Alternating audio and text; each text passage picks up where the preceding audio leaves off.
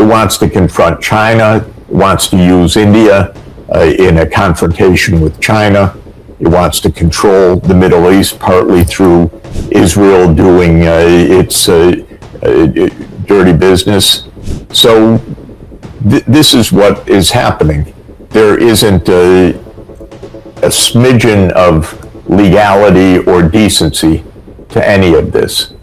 Of course, it's all portrayed as America freeing the world. He himself is a narcissistic megalomaniac, and I'm not just throwing around terms idly. I think he thinks he runs the world.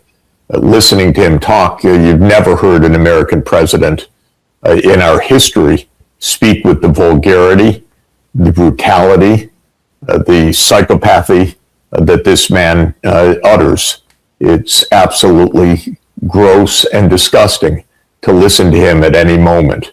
But basically, he thinks he can murder anybody and run any place he wants. And he's talking about invading Cuba this week as well. So we could have an absolutely expanded war.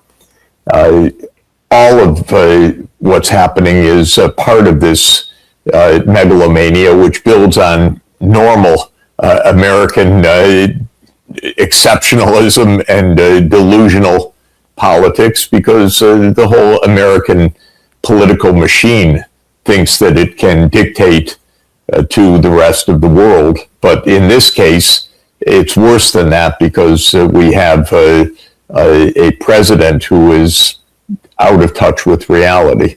And everybody bows down to him and caters to him and feeds his delusions. So what's in it? Well, Israel wants to run the Middle East. The United States wants to run the world. They thought this would be a one-day operation, Netanyahu and Trump. They're both absolutely awful people. Neither of them should be anywhere near power. But they started this, and it didn't go according to plan. So their plan now is to continue to escalate. And as long as the world remains more or less passive, viewing this as a spectator sport, what is Mr. Trump going to do next? Well, the answer is he will continue to escalate. There will be a ground invasion. There will be expanded destruction in Iran. Iran will, in turn, expand its destructive missile attacks on the Middle East and Israel. So it's just absolutely terrible. There's no clear end game in this. We're not dealing with rational people. And so in this context, anything can happen. There are some who are saying that this war is being driven by markets, optics, even domestic politics. What's your view on that? Not exactly. If the war were driven by market optics or domestic politics, it never would have happened. This war is very unpopular. Trump is going to collapse in approval ratings. People are even out on the streets protesting. We had massive marches around the country yesterday. There's no politics in this other than trying to, save himself from his own created disaster. And the way he does this is to lie every moment. Oh, we have negotiations going. Oh, the Iranians agreed. Oh, we almost reached a deal. Oh, we've killed everyone that we need to talk to. Oh, they're already done. Oh, we're going to finish the war. Yes, I mean, he's playing games in his absolutely toddler-like way. The words don't make any sense. They contradict themselves before the end of each sentence. But it's not driven by politics per se. It's driven by megalomania. It's not also quite true that this is a war caused by Israel. This is a joint venture of Israel and the United States, both countries led by megalomaniacs. both absolutely disgusting in their particular ways. And so this is a partnership of absolutely awful rogue governments. Iran is hitting back hard against this partnership you're talking about. Trump probably did not expect this. Netanyahu also did not expect this, perhaps because especially the Hormuz blockade. How did apart from these two people, how did the entire US intelligence, military, and economic system miss it? My sense is that the United States does not have any systematic processes anymore in government. This is basically kind of a one-man rule. Congress doesn't exist. If you closed it down, you wouldn't even notice that Congress is there. Inside the executive branch, we hear all sorts of stories that the Joint Chiefs of Staff tried to tell the president this wasn't a good idea. Probably the CIA tried to tell the president that this wasn't a good idea, although we're not sure about that because nobody really talks. All you hear are the whispers that are conveyed in the media by unnamed sources. But the overwhelming impression that I have is incompetence, megalomania, together with utter incompetence. Trump is a fool as far as I'm concerned. He doesn't display any awareness, situational awareness, historical knowledge, certainly military analytics.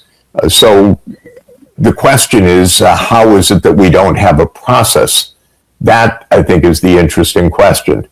But I can say that we've seen this now since the beginning of Trump's term, even before, by the way, it's not that the United States government was working well beforehand. We had a president with dementia that was covered up for at least a year or two during the Biden period.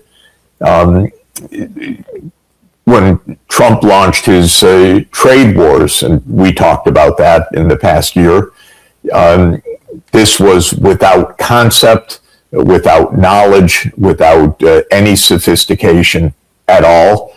It was doomed to fail to meet its objectives, which were stated as reducing the trade deficit, which it did not do, or creating jobs in manufacturing, which it did not do. It was illegal. It turned out to be declared illegal by the U.S. Supreme Court. So you could ask the same thing. How could the whole world trade system be turned upside down last year? Where were the grown-ups? Well, we don't have grown-ups in our government anymore. We just don't. People should understand this. And then they come and they praise Mr. Trump and they love the United States and it's our strategic partner. This is ridiculous at this point. People should grow up and understand what the real situation here is, that this government isn't functioning in the United States and it's doing great damage to India and to the rest of the world. True. As of now, this moment, Professor Sachs, there are 8 countries under attack, from Lebanon to Iran to Saudi to UAE. This now appears sort of a World War III situation. What is your take on this, and where do you think this is going then? Well, one thing is Israel is at war with all those countries. The Israeli government is fascistic. It is just murderous. And there's a murderous spree going on in the West Bank following a genocide in Gaza. I'm sorry to say that Prime Minister Modi went to Israel under these circumstances. Why? Can people see with their own eyes what's really going on here? This is an attempt to basically exterminate the Palestinian people before our eyes, this time captured on TikTok. It's enough. We should see this for what it is. Israel is at war all over the Middle East, not out of defense, but offense. The offense is to try to destroy any government anywhere that supports the Palestinian cause. But the Palestinian cause is a just cause because there are millions of people living in Palestine that are facing expulsion or death from attack or death from wild settlers coming in and killing people and expropriating the land, all under the watchful eye of the Israeli police force and IDF. So this is Israel's motivation. It just wants control across the Middle East. The U.S. motivation is that it wants control all over the world. It's manipulating every place, and it's trying to take full control over the Americas, and as I said earlier, might well invade Cuba any day, because Trump is absolutely ready to do that. It wants to confront China. It wants to use India in a confrontation with China. It wants to control the Middle East, partly through Israel doing its dirty business. So this is what is happening. There isn't a smidgen of legality or decency to any of this. Of course, it's all portrayed as America freeing the world, but it's the attempt for America to control the world and for Israel to control the Middle East. I hope you get value from watching this video. Please, for more news and updates, subscribe to my channel. Turn on the bell so that when next I publish the next update, you will get notification. See you in the next one, and bye.